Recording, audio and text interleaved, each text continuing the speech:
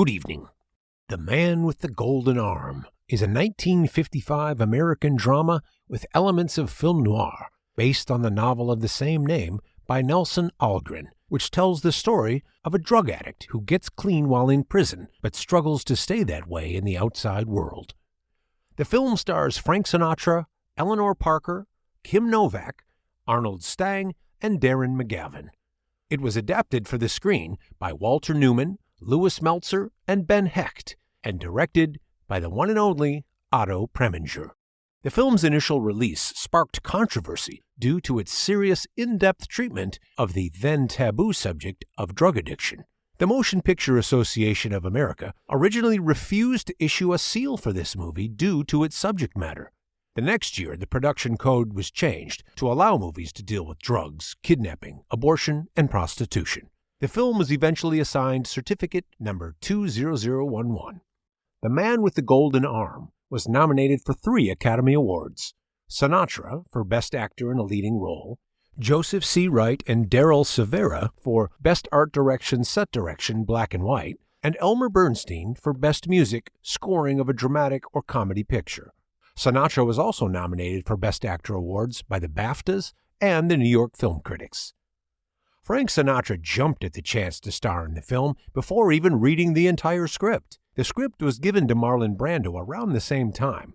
Sinatra, who still harbored some anger at Brando for beating him out of the lead role in On the Waterfront, was not going to miss out on this plum role. Dr. Lennox, who took care of me down at the hospital, real good guy. He told me at least 10 times. He said, "Frankie, when you get out of here, you take even one fix, you're hooked again." Don't worry about me, buddy boy. Don't touch. Hey, how'd you sneak him out, Frankie? The guys give me him up there in the band. They let you have a band? Yeah, I was in it.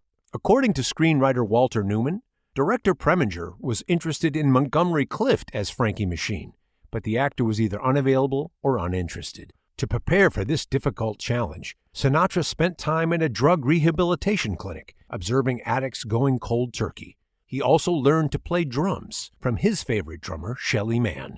The picture was shot in 6 weeks at RKO Studios in Hollywood from September 26th through November 4th, 1955. How are you, Frankie? You make out all right with the fellow at the job? For the drumming job? Yeah, fine. Well, not so fine. Frankie. Did you miss me? Of course I missed you, Zosh. What kind of silly question is that? Saul Bass designed the crooked arm symbol used in the film's advertising campaign, which Preminger liked so much that he threatened to pull the picture if an exhibitor changed the advertisements.